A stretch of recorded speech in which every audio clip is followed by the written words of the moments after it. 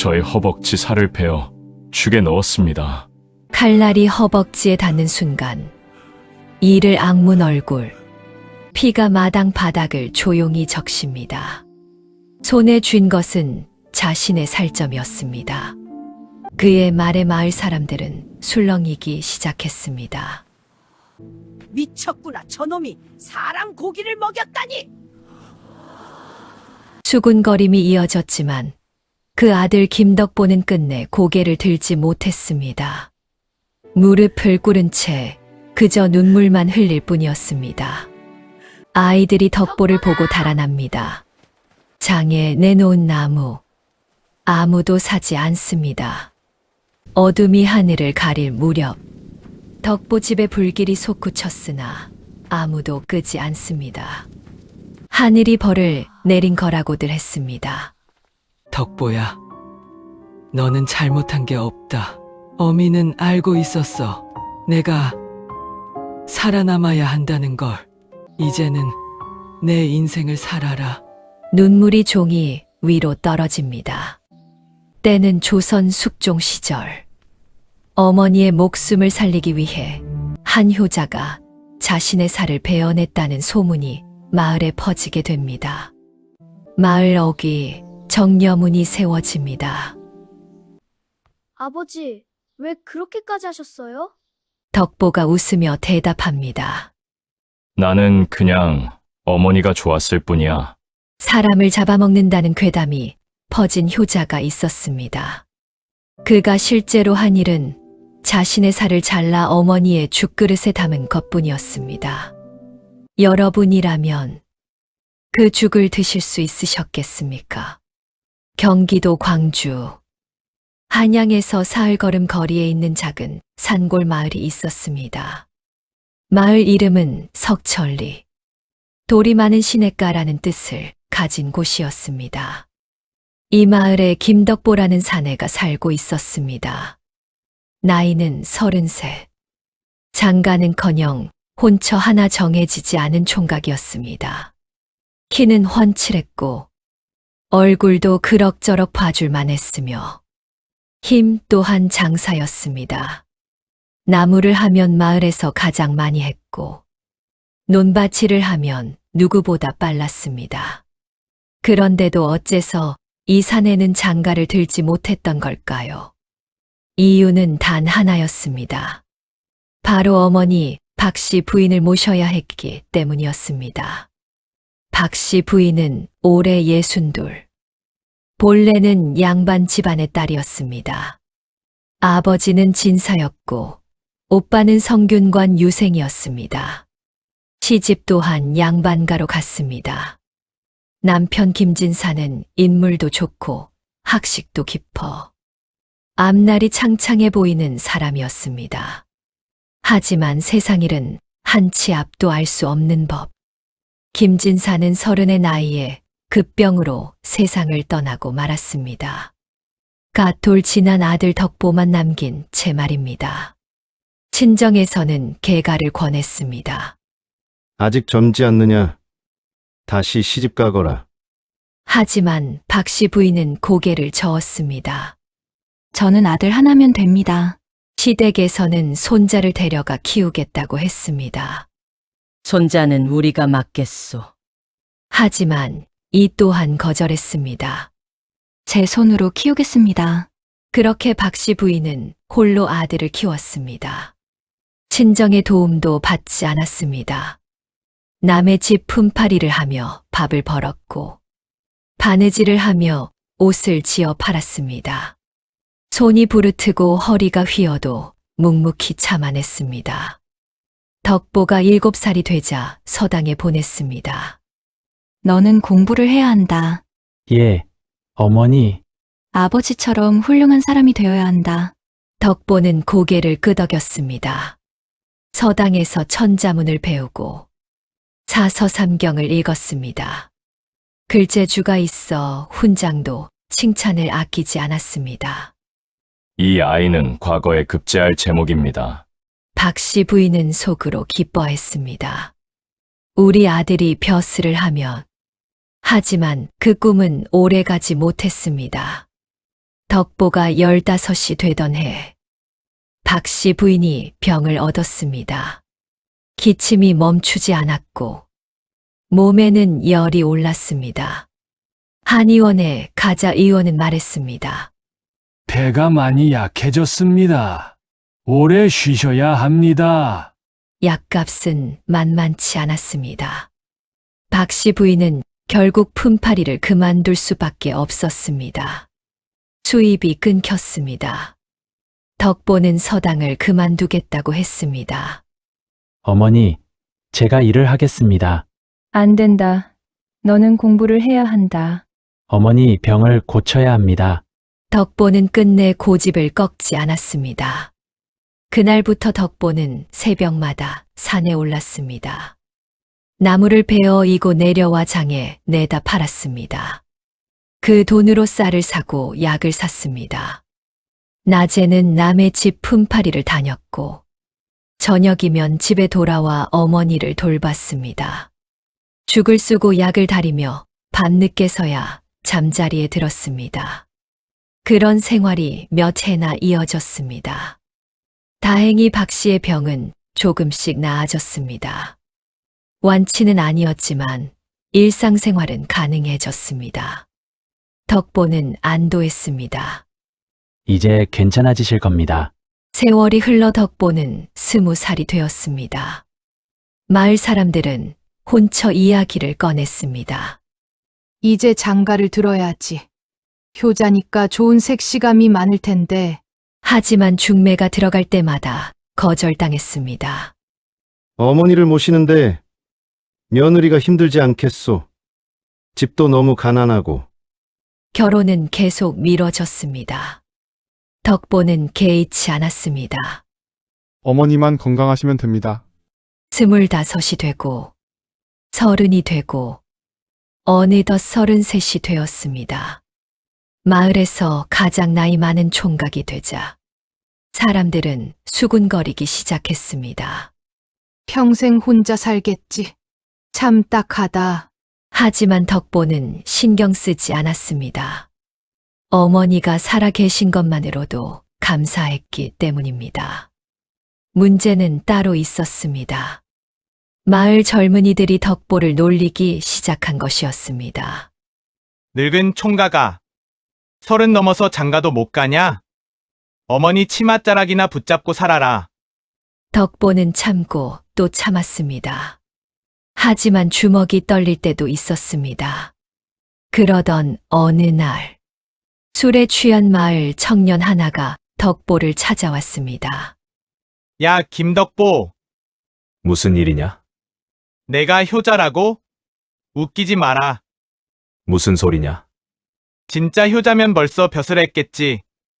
그냥 가난한 총각일 뿐이야. 덕보는 주먹을 쥐었지만 참았습니다. 돌아가라. 청년은 덕보를 밀쳤고 덕보는 그대로 넘어졌습니다. 청년은 비웃었습니다. 그때 방문이 열렸습니다. 박씨 부인이 나왔습니다. 이보게, 그만하고 가게나. 청년은 박씨를 보고 비웃었습니다. 어머니까지 나오셨네. 박씨는 단호하게 말했습니다. 당장 가지 않으면 이장님께 말하겠네. 청년은 투덜거리며 떠났습니다. 박씨는 덕보를 일으켰습니다. 괜찮으냐? 예, 어머니. 잠시 침묵이 흐른 뒤 박씨가 말했습니다. 미안하구나. 무슨 말씀이십니까? 내가 병만 아니었어도 너를 이렇게 만들지 않았을 텐데. 덕보는 고개를 저었습니다. 어머니를 모시는 것이 제 인생입니다. 그날 밤 덕보는 마당에 홀로 앉아 있었습니다. 밝은 달과 쏟아질 듯한 별들. 나는 잘 살고 있는 걸까? 어머니는 정말 행복하실까? 가을 바람이 불어왔습니다. 그리고 그해 겨울은 유난히도 추웠습니다.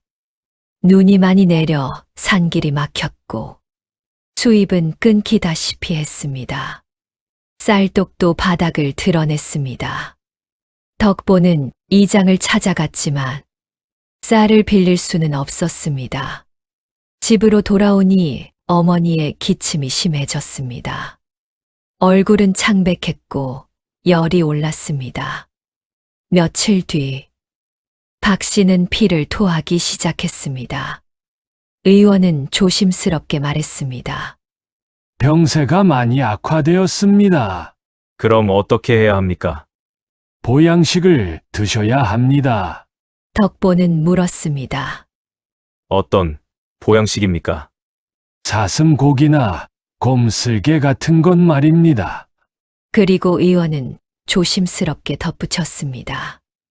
옛날에는 자기 살을 베어 부모께 드린 효자도 있었다고 합니다.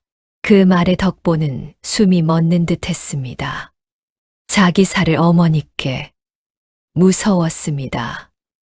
하지만 어머니를 잃는 것이 더 두려웠습니다. 바로 그 순간 덕보는 결심을 하게 됩니다. 그러나 그 결심이 마을 전체를 공포에 빠뜨릴 줄은 그 누구도 알지 못했습니다.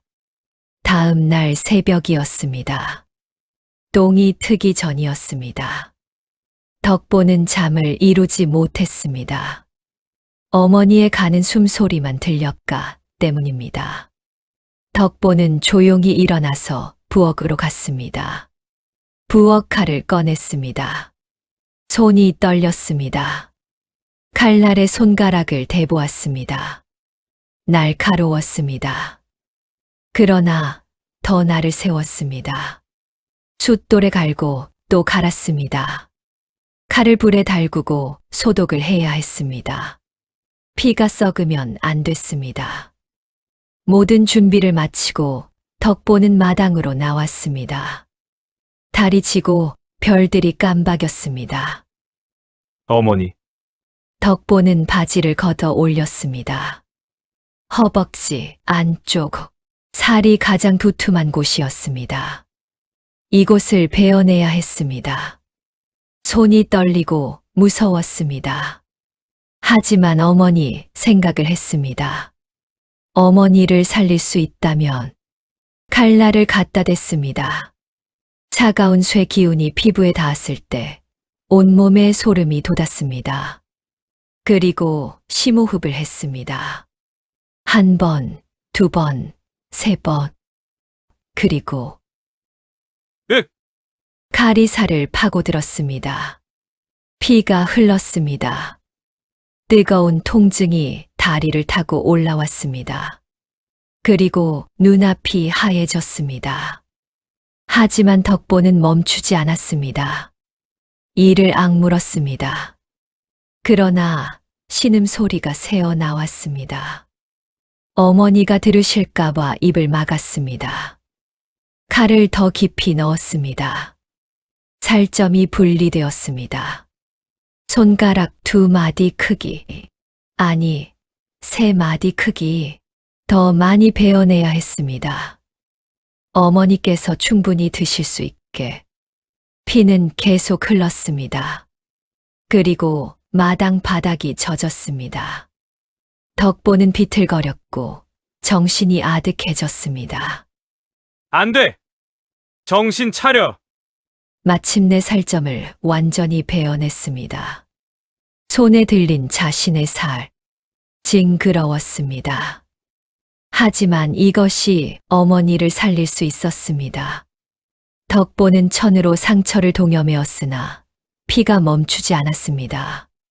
천을 여러 겹 감아서 단단히 묶었습니다. 그러나 통증은 여전했습니다. 일어서려 했습니다. 그러나 다리에 힘이 들어가지 않았습니다. 몇 번을 시도한 끝에 겨우 일어서서 비틀거리며 부엌으로 갔습니다. 베어낸 살점을 깨끗이 씻었습니다. 찬물에 여러 번 헹궈 피를 모두 씻어냈습니다. 그리고 도마 위에 올려 잘게 썰었습니다. 손이 떨려서 칼질이 제대로 되지 않았습니다. 그래도 참았습니다. 최대한 잘게 썰어 냄비에 넣었습니다. 물을 붓고 불을 지폈습니다. 푹 끓여야 했습니다. 고기가 무르익을 때까지 냄비에서 김이 올랐습니다. 이상한 냄새가 났습니다. 사람 살 냄새. 덕보는 속이 메스꺼웠습니다. 하지만 참았습니다. 그러나 계속 끓였습니다. 한 시즌쯤 지났을까요? 고기가 완전히 풀어졌습니다. 죽처럼 되었습니다. 쌀과 소금을 약간 넣고 간을 맞췄습니다. 어머니께서 드실 수 있게. 그리고 불을 끄고 그릇에 담았습니다. 손이 떨려서 죽이 흘렀습니다. 그러나 다시 담았습니다. 덕보는 다리를 절룩이며 방으로 들어갔습니다. 걸을 때마다 상처가 쑤셨습니다. 어머니, 박 씨는 눈을 떴습니다. 덕보야? 죽을 좀 쑤었습니다. 이른 새벽에 무슨... 좋은 고기를 구했습니다. 박 씨는 고개를 저었습니다. 배가 안 고프다. 어머니, 제발 드셔야 합니다. 덕보의 목소리가 떨렸습니다. 박 씨는 아들을 보았습니다. 얼굴은 창백했고 식은땀이 흐르고 있었습니다. 덕보야, 너 어디 아프냐? 아닙니다. 그저 손이 떨리잖니? 괜찮습니다. 어서 드십시오. 덕보는 어머니께 죽을 떠먹였습니다. 박 씨는 입을 열었습니다. 한 숟가락. 맛을 음미했습니다. 그러나 표정이 이상했습니다. 이 맛은 어떠십니까? 뭔가 낯설구나. 많이 드십시오. 박 씨는 한 숟가락 더 떴습니다. 그리고 또 한 숟가락 신기하게도 목으로 잘 넘어갔습니다. 이상하게 넘어가네. 다행입니다. 박 씨는 반 그릇을 비웠습니다. 평소보다 많은 양이었습니다. 배가 부르다. 천천히 드십시오. 덕보는 그릇을 내려놓았습니다. 박 씨는 아들을 보았습니다. 고맙다. 덕보야. 편히 주무십시오. 덕보는 방을 나왔습니다. 그리고 마당에 나오자마자 쓰러졌습니다. 기운이 하나도 없었습니다. 피를 너무 많이 흘려 하늘이 빙빙 돌았습니다. 그리고 정신을 잃을 것 같았습니다. 안 돼.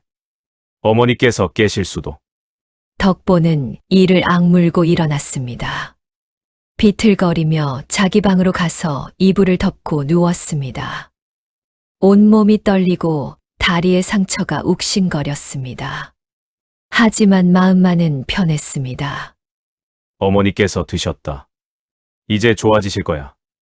그 생각을 하며 덕보는 잠들었습니다. 다음 날 아침이었습니다.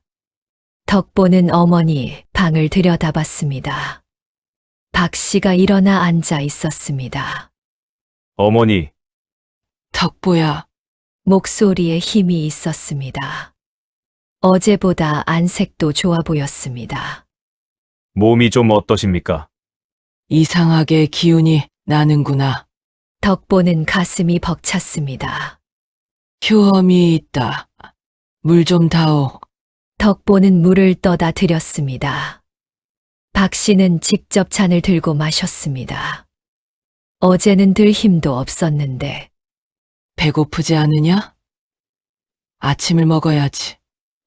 예, 어머니. 덕보는 부엌으로 갔습니다. 다리를 절뚝였습니다.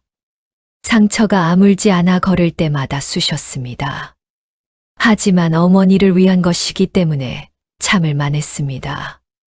죽을 쑤었습니다. 이번에는 평범한 죽이었습니다. 어머니와 자신의 몫으로 함께 먹었습니다. 박 씨는 죽 한 그릇을 다 비웠습니다. 오랜만에 제대로 먹는구나. 덕보는 웃었습니다. 사흘이 지났습니다. 박 씨의 상태는 눈에 띄게 좋아졌습니다. 기침도 거의 멈췄고 일어나 걸을 수도 있었습니다. 박 씨는 마당까지 나왔습니다. 공기가 좋구나. 천천히 걸으십시오. 박 씨는 아들을 보았습니다. 그런데 덕보야, 예, 내 다리는 왜 그러냐? 넘어졌습니다. 언제? 며칠 전에요. 어디 보자. 괜찮습니다. 하지만 박 씨는 고집을 부렸습니다. 어미한테 숨기지 마라. 결국 덕보는 바지를 걷어 올렸습니다. 붕대가 감겨 있었고 피가 배어 나와 있었습니다.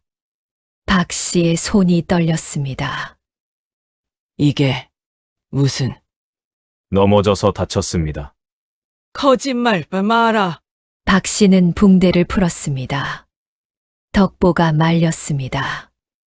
어머니, 안 됩니다. 하지만 박 씨는 끝까지 풀었습니다. 상처를 보니 큰 상처였습니다. 칼로 베어낸 자국. 박 씨는 숨이 멎는 것 같았습니다. 이건 칼로 벤 자국이잖니? 덕보야, 대체 무슨 짓을 한 거냐?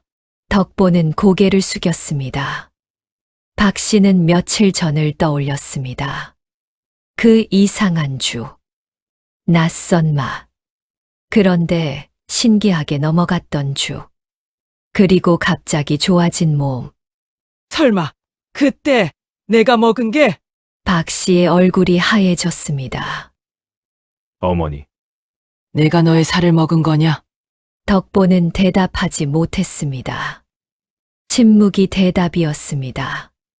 박 씨는 그 자리에서 주저앉았습니다. 안 돼, 안 돼.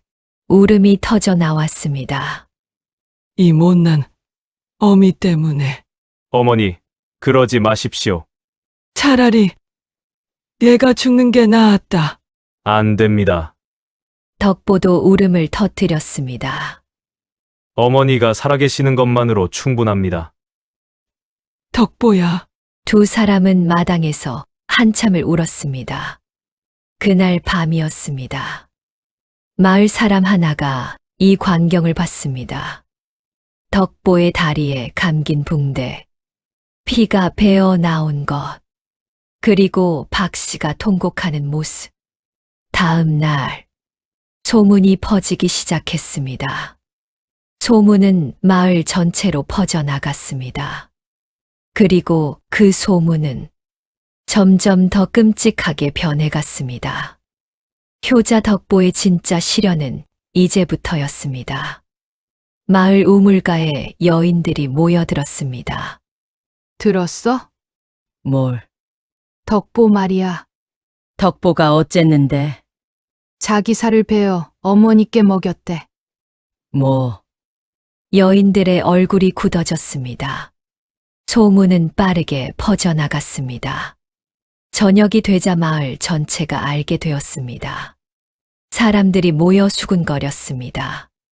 덕보가 미쳤나 봐. 자기 살을 베다니. 박 씨 부인은 그걸 먹은 거야? 그러게. 사람 고기를 먹었다는 거지. 이야기는 점점 부풀려졌습니다. 들었어? 덕보가 자기 살만 베어는 게 아니래. 그럼, 다른 사람도 해쳤을 거래. 말도 안 돼. 아니야, 생각해봐. 박씨 부인이 갑자기 좋아졌잖아. 그건 맞네. 자기 살 조금으로 그렇게 나을 수 있겠어? 그럼 다른 사람 살도. 그렇게 괴담이 만들어졌습니다. 다음 날이었습니다. 덕보가 나무를 하러 길을 나섰습니다. 다리를 절뚝이며 산에 올랐습니다. 마을 사람들이 힐끔힐끔 쳐다봤습니다. 누군가 속삭였습니다. 저것 봐, 다리를 절고 있어. 자기 살을 베어냈으니 그렇겠지. 무섭다. 아이들이 덕보를 보고 달아났습니다. 사람 잡아먹는 아저씨다. 엄마, 덕보는 발걸음을 멈췄습니다. 가슴이 아팠지만 어쩔 수 없었습니다. 산으로 올라가 나무를 베었지만 평소보다는 적었습니다. 다리가 아파서 힘이 없었습니다. 그래도 지게에 지고 내려왔습니다.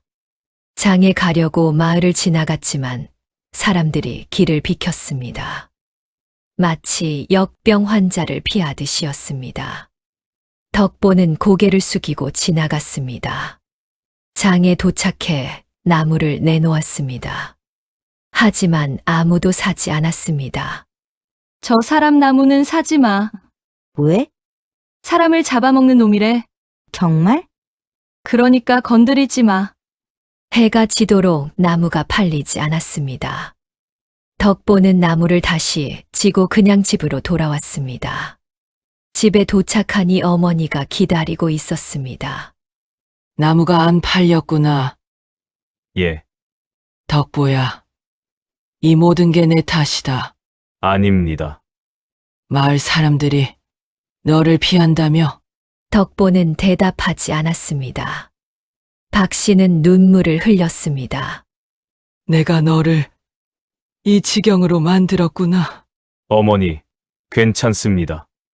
괜찮지 않아. 넌 이제 마을에서 살 수 없게 됐어. 저는 상관없습니다. 어머니만 건강하시면. 그때 밖에서 소리가 들렸습니다. 김덕보, 마을 이장의 목소리였습니다. 덕보가 나갔습니다. 이장과 장정 대여섯 명이 서 있었습니다. 손에 곤봉을 들고 있었습니다. 무슨 일이십니까? 너 마을 사람들 해쳤지? 무슨 말씀이십니까? 지난달에 연마을 총각이 사라졌어. 내 짓이지? 저는 모르는 일입니다. 거짓말 마라. 내가 사람을 잡아먹었다는 소문이 파다하다. 덕보는 고개를 저었습니다. 저는 저의 살을 베어 어머니께 드렸을 뿐입니다. 그게 더 문제다. 사람 고기를 먹였다니. 다른 사람은 해치지 않았습니다. 증거가 있냐? 이장이 뒤를 돌아봤습니다. 이놈을 당장 관가에 넘겨야 한다. 장정들이 다가와 덕보를 잡으려 했습니다. 그때 방문이 열리며 박 씨가 나왔습니다. 그만두십시오. 박씨 부인. 제 아들은 아무도 해치지 않았습니다. 하지만 제 아들이 저지른 일은 제가 다 압니다. 자기 살을 베어 저를 살린 것뿐입니다. 박 씨의 목소리가 떨렸지만 단호했습니다. 제 아들을 해코지하려거든 저를 먼저 죽이십시오. 박 씨는 아들 앞을 막아섰습니다. 마을 사람들은 멈칫했습니다. 이장이 한숨을 쉬었습니다. 박씨 부인, 부인의 마음은 압니다. 하지만 마을 사람들이 불안해합니다. 그건 오해입니다. 오해든 아니든 마을에서 이상한 일이 벌어지고 있습니다. 사람이 사라지고. 그게 제 아들과 무슨 상관입니까? 이장은 말을 잇지 못했습니다. 잠시 침묵이 흘렀습니다. 일단 오늘은 돌아가겠소. 하지만 덕보, 너는 조심하는 게 좋을 게다.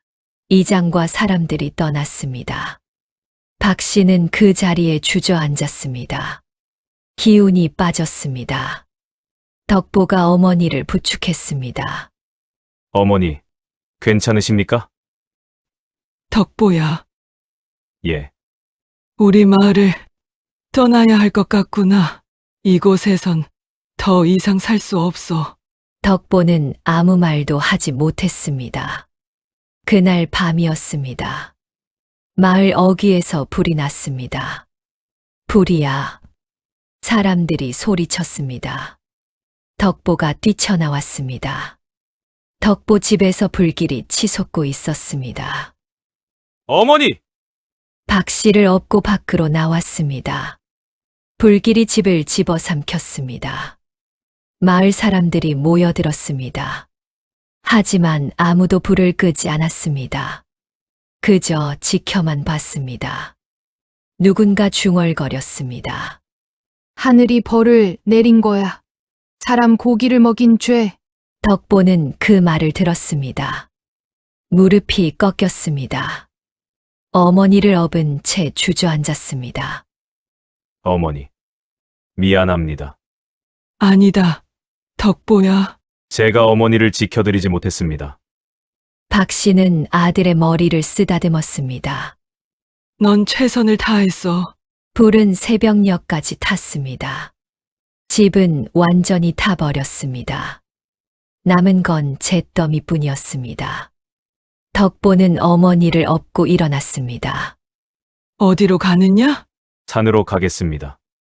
산에서 어떻게? 일단 피해야 합니다. 덕보는 산으로 올라갔습니다. 마을 사람들이 지켜봤습니다. 아무도 말리지 않았습니다. 이장이 말했습니다. 저런 놈은 마을에 있어선 안 돼. 맞습니다. 우리를 해칠지도 모릅니다. 다시는 마을에 들어오지 못하게 해야 합니다. 사람들은 고개를 끄덕였습니다. 덕보는 산 중턱 토구를 찾았습니다. 예전에 사냥꾼이 쓰던 곳이었습니다. 어머니를 눕혔습니다. 여기서 지내야 합니다. 덕보야, 예, 어머니. 미안하다. 무슨 말씀을? 내가 너를 이 지경으로 만들었구나. 박 씨는 울었습니다. 덕보도 눈물을 흘렸습니다. 그리고 밤이 깊어갔습니다. 토굴 밖에서 바람 소리가 들렸습니다. 차가운 바람이었습니다. 겨울이 다가오고 있었습니다. 산속 토굴이었습니다. 덕보는 어머니를 돌봤습니다. 나무를 주워 불을 피고 추위를 막아야 했습니다. 먹을 것도 구해야 했습니다.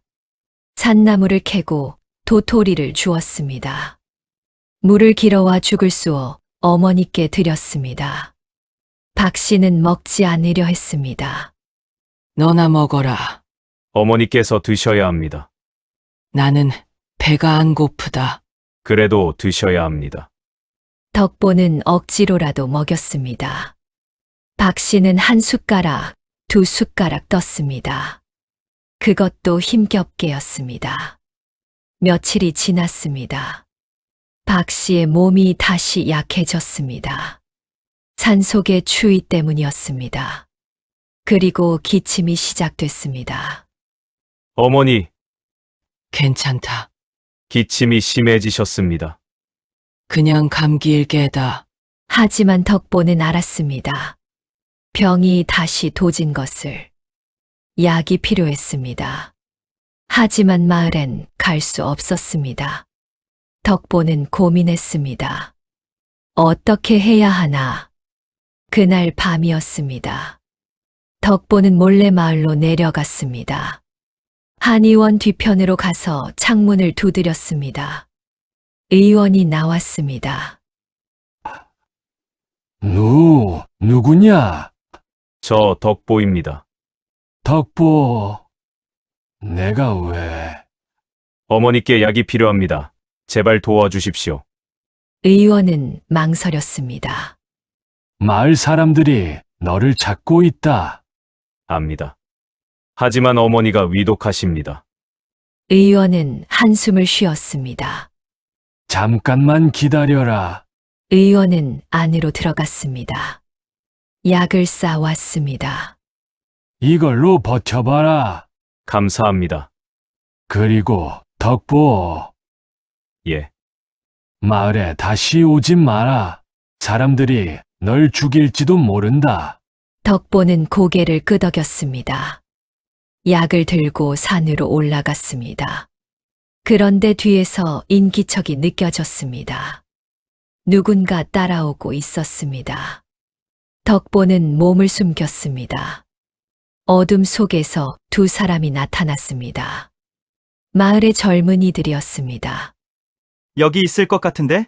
저 괴물 같은 놈 꼭 찾아내야 해. 마을에 내려왔다는 소문이 있잖아. 그래! 찾아서 죽여버리자! 덕보는 숨을 죽였습니다. 심장이 빠르게 뛰었습니다. 젊은이들이 주변을 둘러봤습니다. 하지만 찾지 못했습니다. 여기 없네. 산 위쪽을 찾아보자. 둘은 산으로 올라갔습니다. 덕보는 안도의 숨을 쉬었습니다. 하지만 불안했습니다. 토굴을 찾아내면 서둘러 토굴로 돌아갔습니다. 다행히 젊은이들은 오지 않았습니다. 어머니께 약을 다려 드렸습니다. 이게 뭐냐? 약입니다. 드셔야 합니다. 어디서 구했느냐? 의원님께서 주셨습니다. 마을에 다녀왔구나. 박 씨는 고개를 저었습니다. 위험한 짓을 했구나. 어머니를 위해서라면. 덕보야. 이제 그만하자. 무슨 말씀이십니까? 너까지 위험해질 순 없어. 어머니, 박 씨는 약을 밀어냈습니다. 나는 안 먹겠다. 어머니, 이제 충분하다. 덕보는 울었습니다. 제발 드십시오. 박 씨는 고개를 돌렸습니다. 사흘이 지났습니다. 박 씨는 아무것도 먹지 않았습니다. 약도 거부했습니다. 몸이 급격히 약해졌습니다. 덕보는 애가 탔습니다. 이러다 어머니가 넷째 날이었습니다. 덕보는 결심했습니다. 관아에 가서 내 억울함을 호소해야 한다. 어머니께 말씀드렸습니다. 어머니, 제가 관아에 가겠습니다. 무슨 소리냐? 이대로는 안 됩니다. 제가 죄를 짓지 않았다면 관에서 밝혀줄 것입니다. 관아에 가면 죽을 수도 있다. 그래도 어머니를 지킬 수 있다면. 박 씨는 아들의 손을 잡았습니다. 가지 마라. 어머니, 너마저 이르면 난 어떻게 하냐? 괜찮습니다. 저는 돌아올 것입니다. 덕보는 어머니의 손을 놓았습니다. 토구를 나섰습니다. 박 씨가 울며 불렀습니다. 덕보야! 하지만 덕보는 돌아보지 않았습니다. 산을 내려갔습니다. 광주 관아로 향했습니다. 관아 앞에 도착한 덕보는 무릎을 꿇었습니다. 소인 김덕보, 억울함을 호소하러 왔습니다. 북을 쳤습니다. 울림 있게 하옵소서. 관리들이 나왔습니다. 누구냐? 소인 김덕보입니다. 내가 그 덕보냐? 예, 사람을 잡아먹었다는. 아닙니다. 저는 억울합니다. 관리들이 덕보를 끌고 들어갔습니다. 사또 앞에 꿇어 앉혔습니다. 사또가 물었습니다. 내가 김덕보냐? 예, 사또나리. 내가 사람을 잡아먹었다는 소문이 파다한데? 그건 거짓입니다. 그럼 무엇이 진실이냐? 덕보는 모든 것을 설명했습니다. 어머니의 병, 의원의 말, 자신의 살을 베어낸 것, 어머니께 드린 것, 마을 사람들의 오해, 집이 불타고 산으로 쫓겨난 것까지 모두 이야기했습니다. 사또는 듣고 있었습니다. 표정을 알 수 없었습니다. 한참 후 사또가 입을 열었습니다. 내 말대로라면 너는 효자로구나. 감사합니다. 하지만 문제가 있다. 무엇입니까? 사람의 살을 먹는 것은 금기다. 하지만 저는 어머니를 살리고 싶었을 뿐입니다. 그 마음은 가상하다 하지만 금기는 금기다. 사또는 한숨을 쉬었습니다. 게다가 내가 정말 다른 사람을 해치지 않았는지 어떻게 증명하겠느냐? 저는 아무도 해치지 않았습니다. 증거가 있느냐? 없습니다. 그럼 어찌 믿겠느냐? 덕보는 말문이 막혔습니다. 사또가 말했습니다. 마을 사람들의 증언을 들어봐야겠다. 며칠 후였습니다. 마을 이장과 사람들이 관아로 불려왔습니다. 사또가 물었습니다. 덕보가 정말 사람을 잡아먹었다는 증거가 있느냐? 이장이 말했습니다. 직접적인 증거는 없습니다. 그럼 무엇 때문에 그를 괴물 취급하는가? 의심스러운 행동이 많았습니다. 그리고 옆마을에서 사람이 사라졌습니다. 덕보가 밤에 돌아다니는 걸 본 사람도 있고. 그것만으로는 부족하다. 그때 한 사람이 나섰습니다. 사또, 말씀드릴 것이 있습니다. 누구냐? 소인은 옆마을 사람입니다. 말해보거라. 사라진 총각은 도망간 것으로 밝혀졌습니다. 마을 사람들이 술렁였습니다. 빚을 지고 도망갔다고 합니다. 며칠 전에 다른 고을에서 발견되었습니다. 사또의 눈빛이 날카로워졌습니다. 그게 사실이냐? 예, 사또. 확인했습니다. 사또는 마을 사람들을 노려봤습니다. 그럼 덕보와는 전혀 상관이 없지 않느냐? 그건 이장이 당황했습니다. 증거도 없이 사람을 괴물 취급한 것이로구나. 마을 사람들은 고개를 숙였습니다. 사또는 덕보를 바라봤습니다. 덕보, 예, 사또.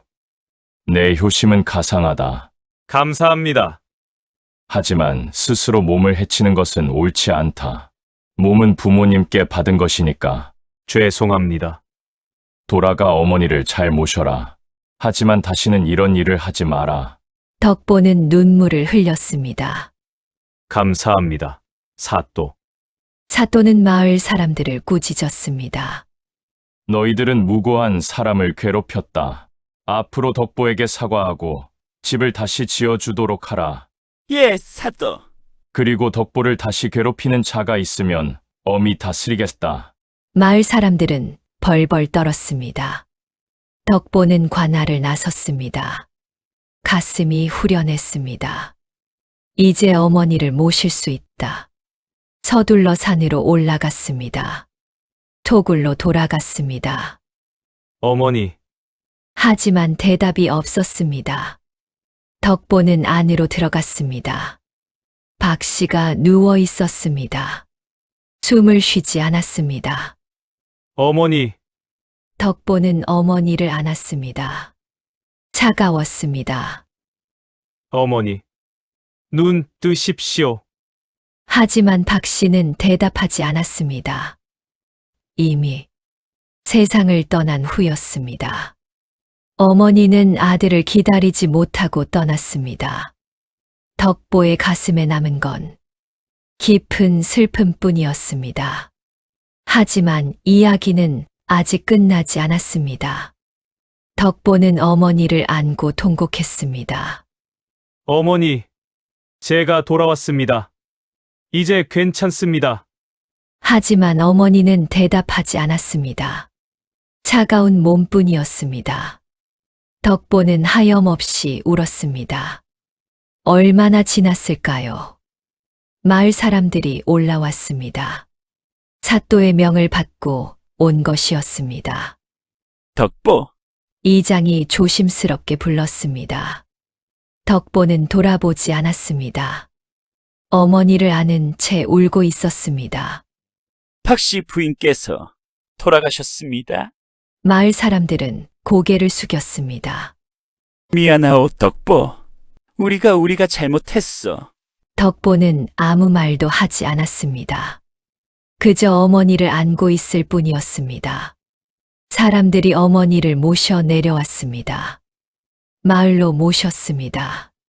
집은 없었지만 빈 곳에 자리를 마련했습니다. 장례 준비를 시작했습니다. 덕보는 멍하니 앉아 있었습니다. 어머니, 제가 더 일찍 갔어야 했는데, 제가 더 잘했어야 했는데, 후회뿐이었습니다. 그날 밤이었습니다. 덕보는 어머니의 곁에서 밤을 샜습니다. 어머니의 손을 잡았습니다. 차가운 손이었습니다. 더 이상 따뜻해지지 않을 손이었습니다. 어머니, 저를 용서해 주십시오. 제가 부족했습니다. 눈물이 멈추지 않았습니다. 다음 날 아침이었습니다. 한의원 의원이 찾아왔습니다. 덕보, 의원님, 이걸 받아라. 의원이 종이 하나를 건넸습니다. 이게 뭡니까? 박씨 부인께서 며칠 전에 내게 주신 것이다. 어머니께서요? 읽어보거라. 덕보는 종이를 펼쳤습니다. 어머니의 글씨였습니다. 떨리는 손으로 쓴 듯 삐뚤삐뚤했습니다. 내 아들 덕보에게 덕보야, 이 글을 읽을 때쯤이면 어미는 이미 세상을 떠났을 게다. 미안하구나. 내가 관아에 가는 것을 말리지 못해서. 하지만 어미는 알고 있었다. 내가 꼭 가야 한다는 것을. 그래야 내가 살 수 있다는 것을. 덕보야, 너는 잘못한 게 없다. 너는 훌륭한 아들이었다. 세상에서 가장 효성스러운 아들이었다. 내가 어미를 위해 한 모든 것들, 어미는 죽어서도 잊지 못할 게다. 너의 살을 베어 나를 살린 것, 그 고통을 참으며 나를 돌본 것, 마을 사람들의 오해를 받으면서도 나를 지킨 것, 모두 고맙다. 하지만 덕보야, 이제는 내 인생을 살아라. 어미 때문에 포기한 것들을 되찾아라. 장가를 들고 아이를 낳고 행복하게 살아라. 그것이 어미의 마지막 소원이다. 그리고 기억하거라. 어미는 너를 낳아서 행복했다. 너를 키워서 자랑스러웠다. 내가 있어서 어미의 인생은 의미가 있었다. 사랑한다. 내 아들아, 영원히 내 어미가. 덕보는 편지를 다 읽고 주저앉았습니다. 울음이 터져 나왔습니다. 어머니, 어머니. 의원이 말했습니다. 박 씨 부인께서는 내가 관아에 간 날 밤에 이 편지를 쓰셨다. 그리고 나에게 부탁하셨지. 만약 자신이 죽거든 이 편지를 너에게 전해달라고. 어머니, 부인께서는 알고 계셨던 게다. 자신이 얼마 남지 않았다는 것을. 덕보는 고개를 들었습니다. 그럼 어머니는 일부러. 그렇다. 내가 자유로워지길 바라셨던 게다. 덕보는 다시 울었습니다. 장례는 사흘 동안 치러졌습니다. 마을 사람들이 모두 나왔습니다. 모두 미안한 마음을 담아 조문했습니다. 덕보, 정말 미안하오. 우리가 부인을 이렇게 보내게 되어. 덕보는 고개를 숙였습니다. 괜찮습니다. 어머니께서도 용서하셨을 것입니다. 장지는 마을 뒷산이었습니다. 경치 좋은 곳이었습니다. 햇빛이 잘 드는 곳이었습니다. 박 씨를 그곳에 모셨습니다. 덕보는 무덤 앞에 무릎을 꿇었습니다. 어머니, 편히 쉬십시오. 제가 어머니의 소원대로 살겠습니다. 행복하게 살겠습니다. 그러니 편히 쉬십시오. 바람이 불었습니다. 마치 어머니의 대답 같았습니다. 장례가 끝난 후였습니다. 마을 사람들이 집을 지어주었습니다. 새 집이었습니다.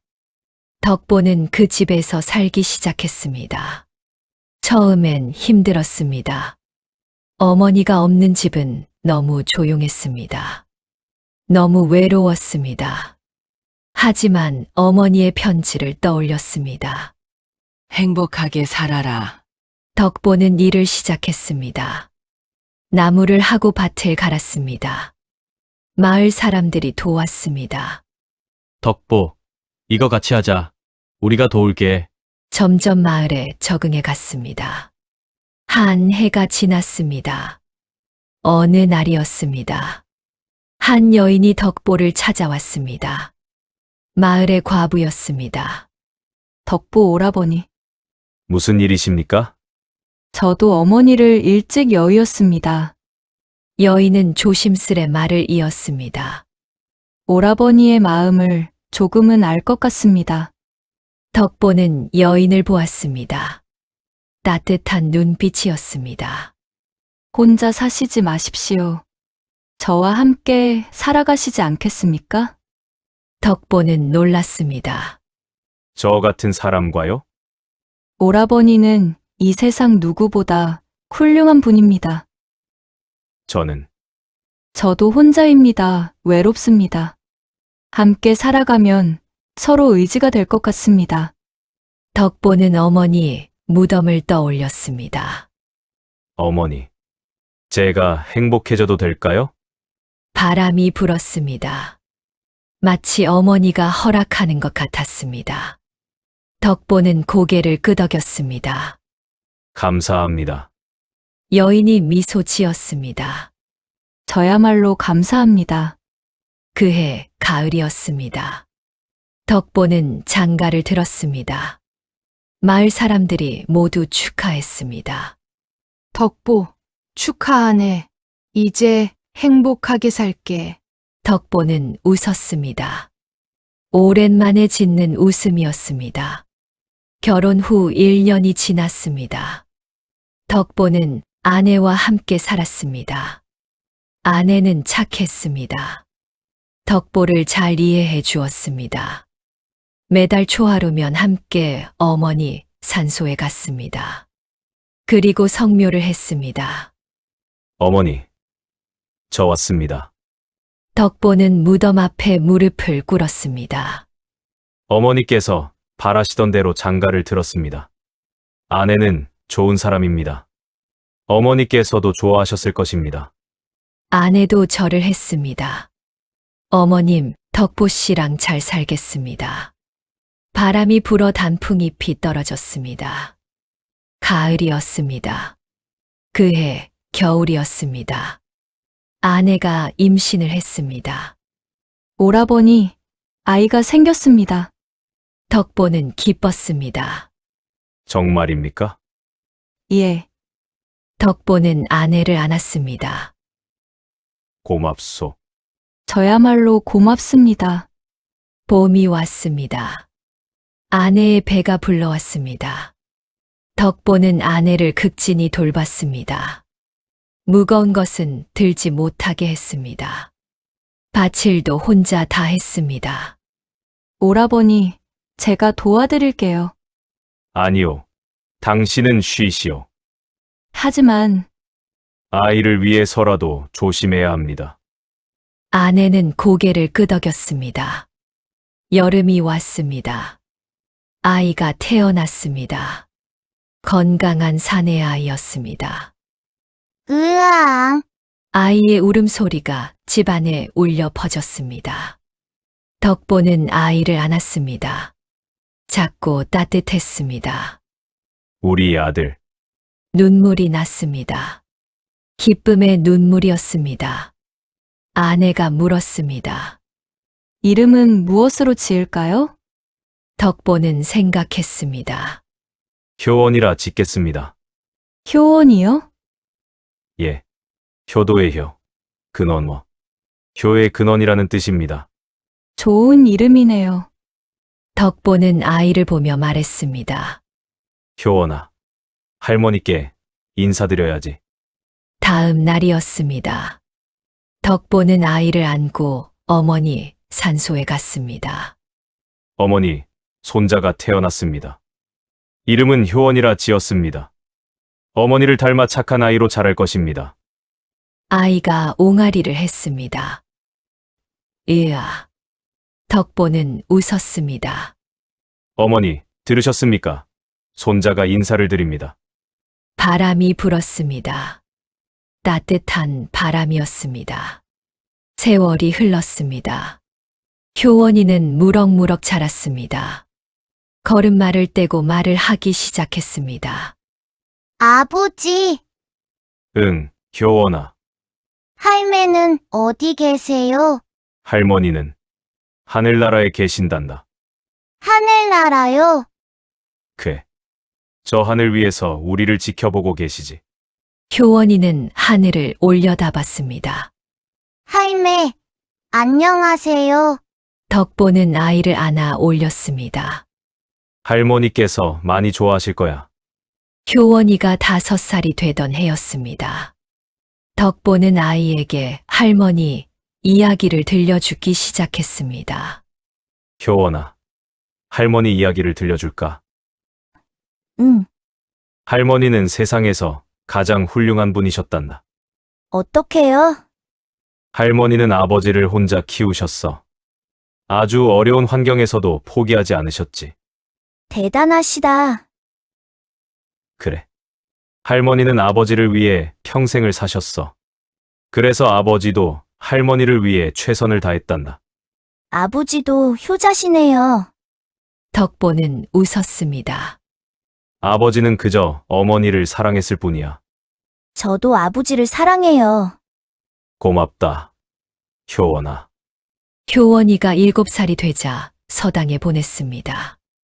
열심히 공부하렴. 예. 아버지, 효원이는 총명했습니다. 그를 빨리 깨우쳤습니다. 훈장이 칭찬했습니다. 효원이는 장차 큰 인물이 될 게다. 덕보는 기뻤습니다. 어머니, 보고 계십니까? 손자가 이렇게 잘 자라고 있습니다. 어느 날이었습니다. 관아에서 사람이 왔습니다. 김덕보 어른을 찾습니다. 제가 김덕보입니다. 사또께서 부르십니다. 덕보는 놀랐습니다. 무슨 일로? 가보시면 아실 것입니다. 덕보는 관아로 갔습니다. 사또가 기다리고 있었습니다. 덕보, 왔느냐? 예, 사또. 무슨 일로 부르셨습니까? 좋은 소식이 있다. 좋은 소식이요? 임금님께서 내 효심을 들으셨다. 덕보는 놀랐습니다. 예? 내가 자신의 살을 베어 어머니를 봉양한 일이 알려진 게다. 임금님께서 너를 정려하라 명하셨다. 정려였습니다. 효자나 열녀를 기리는 정문이었습니다. 덕보는 믿을 수 없었습니다. 저는 그럴 자격이 없습니다. 무슨 소리냐? 내가 효자가 아니면 누가 효자냐? 저는 어머니를 지키지 못했습니다. 사또가 말했습니다. 아니다. 너는 어머니를 끝까지 지켰다. 내 효심 때문에 어머니께서 마지막까지 행복하셨을 게다. 이제 당당히 받아들여라. 이것은 내 어머니를 위한 일이기도 하다. 덕보는 고개를 숙였습니다. 감사합니다. 며칠 후였습니다. 마을 어귀에 정려문이 세워졌습니다. 효자 김덕보지려. 큰 글씨로 새겨졌습니다. 마을 사람들이 모여 축하했습니다. 덕보, 축하하네. 이제 우리 마을의 자랑이야. 이장이 덕보 앞에 섰습니다. 덕보, 예. 이장님, 우리가 너에게 큰 잘못을 저질렀네? 이장님. 다시 한번 진심으로 사과하네. 그리고 축하하네. 이장이 절을 했습니다. 다른 마을 사람들도 따라 절했습니다. 우리도 미안하오. 축하하오, 덕보. 덕보는 눈물을 흘렸습니다. 모두 일어나십시오. 저야말로 감사합니다. 마을에서 함께 살게 해주셔서, 이런 영광을 주셔서 고맙습니다. 사람들은 덕보를 껴안았습니다. 그날 밤이었습니다. 덕보는 어머니 산소에 갔습니다. 어머니, 정려문이 세워졌습니다. 임금님께서 저를 효자로 인정해 주셨습니다. 하지만 어머니, 덕보는 눈물을 흘렸습니다. 이 모든 것이 어머니 덕분입니다. 어머니께서 저를 이렇게 키워주셨기에 제가 이런 영광을 받을 수 있었습니다. 감사합니다, 어머니. 바람이 불고 별이 반짝였습니다. 마치 어머니가 웃고 있는 것 같았습니다. 세월이 흘러 효원이는 장성했습니다. 그리고 과거에 급제했습니다. 그로 인해 벼슬길에 올랐습니다. 덕보는 자랑스러웠습니다. 어머니 보고 계십니까? 손자가 이렇게 훌륭하게 자랐습니다. 효원이는 아버지를 모셨습니다. 덕보가 늙어가자 극진이 봉양했습니다. 아버지, 편히 쉬십시오. 고맙다, 효원아. 제가 아버지께 배운 대로 할 뿐입니다. 덕보는 웃었습니다. 너는 좋은 아들이다. 아버지께서 좋은 아버지시니까요. 덕보는 효원이의 손을 잡았습니다. 효원아, 할머니 이야기를 기억하느냐? 예. 아버지, 어떻게 있겠습니까? 할머니는 정말 훌륭한 분이셨다. 압니다. 나는 할머니 덕분에 행복한 삶을 살았다. 아버지, 너도 내 자식들에게 할머니 이야기를 들려주거라. 예. 아버지 꼭 그러겠습니다. 덕보는 눈을 감았습니다. 평온한 얼굴이었습니다. 그렇게 덕보는 평생을 살았습니다. 어머니의 사랑을 가슴에 품고 그 사랑을 자식에게 물려주며 행복하게 살다가 편안히 눈을 감았습니다. 마을 사람들은 덕보를 어머니 곁에 모셨습니다. 나란히 누운 두 무덤이었습니다. 봄이 되면 꽃이 피고 여름이 되면 푸르게 우거지고 가을이 되면 단풍이 들고 겨울이 되면 눈이 쌓였습니다. 사계절 내내 아름다웠습니다. 마을 사람들은 말했습니다. 저것이 진정한 효자의 무덤이다. 목숨보다 부모를 사랑한 마음, 우리도 본받아야 한다. 덕보의 이야기는 대대로 전해졌습니다. 사람을 잡아먹는다는 괴담 대신 세상에서 가장 아름다운 효심의 이야기로 전해졌습니다. 정려문은 오래도록 서 있었습니다. 효자 김덕보 지려 그 글씨는 세월이 지나도 바래지 않았습니다. 후손들이 계속 보수했기 때문이었습니다. 효원이의 자식들도 그 자식의 자식들도 대대로 정려문을 지켰습니다. 그리고 할아버지, 증조할아버지의 이야기를 들려주었습니다. 우리 선조께서는 정말 훌륭하신 분이셨단다. 어떻게 훌륭하셨어요? 자신의 살을 베어 어머니를 봉양하셨지. 와, 그래서 임금님께서도 인정하신 효자셨어. 저도 그렇게 효자가 되고 싶어요. 그래, 내 마음이 아름답구나. 그렇게 덕보의 이야기는 계속 이어졌습니다. 수백 년이 지난 지금까지도 사람들의 가슴 속에 살아 숨쉬었습니다. 여러분, 오늘 이야기는 여기까지입니다. 효자 김덕보. 그는 세상의 오해와 편견 속에서도 어머니를 향한 사랑을 놓지 않았습니다. 자신의 살을 베어낼 정도로 지극한 효심이었습니다. 하지만 그 효심이 괴담이 되고 그 자신이 괴물 취급을 받았습니다. 집도 불타고 마을에서 쫓겨났습니다. 세상은 때로 잔인합니다. 진실보다 소문을 믿고 사랑보다 두려움을 선택하기도 하죠. 하지만 덕보는 끝까지 자신의 길을 걸었습니다. 그리고 결국 진실은 밝혀졌습니다. 어머니는 아들의 효심을 알고 계셨습니다. 그리고 아들이 행복하길 바라며 떠나셨습니다. 덕보는 어머니의 뜻대로 행복하게 살았습니다. 그리고 그 사랑을 자식에게 물려주었습니다. 여러분, 우리도 삶에서 오해를 받을 때가 있습니다. 억울한 일을 당할 때가 있죠. 그럴 때 덕보를 기억하십시오.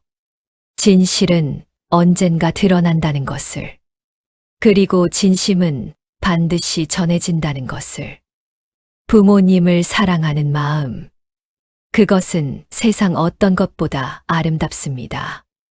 오늘 이야기가 마음에 드셨다면 구독과 좋아요 부탁드립니다. 알림 설정까지 해주시면 더 좋은 이야기로 찾아뵙겠습니다. 여러분의 응원이 저에게 큰 힘이 됩니다. 오늘도 부모님께 전화 한 통 드려보는 건 어떨까요? 작은 관심과 사랑이 큰 행복이 됩니다.